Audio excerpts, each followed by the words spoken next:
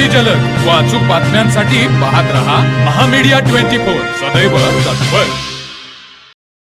रुकडी तालुका हातकणंगले व या पंचक्रोशीतील खरीप हंगामातील भात, सोयाबीन, भुईमुगे इत्यादी पिके समाधानकारक पाऊस झाल्याने अगदी जोमात व तरारून उगवली असून सध्या या पिकात भांगलन करणे, रोग व कीटक प्रतिबंधक, ताणनाशक फवारणे, बोध घालणे, खत घालणे इत्यादी कामे मोठ्या जोमात सुरू असल्याचे चित्र ठिकठिकाणच्या शिवारातून दिसून येत आहेत।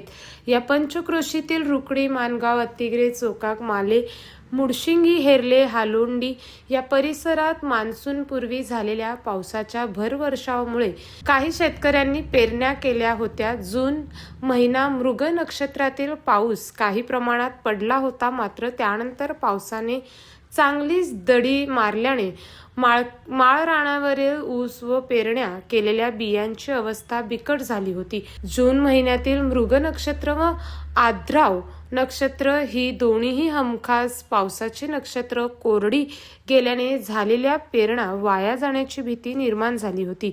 तर काही शेतकऱ्यांच्या पेरणा तब्बल 1 महिना उशिराने झाल्या।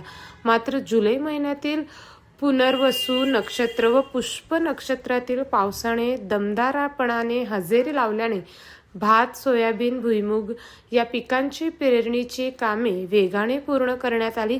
सध्या ही पिके समाधानकारक पाऊस झाल्याने अगदी तरारून आली असून शेतकरी वर्ग सुखावला असल्याचे चित्र सर्वत्र दिसून येत आहे।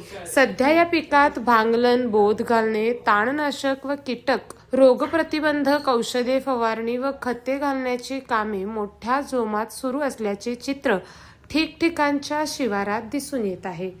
तर मग चला सबस्क्राइब करायला विसरू नका महामीडिया 24 न्यूज चॅनलला। महामीडिया 24 सदैव तत्पर।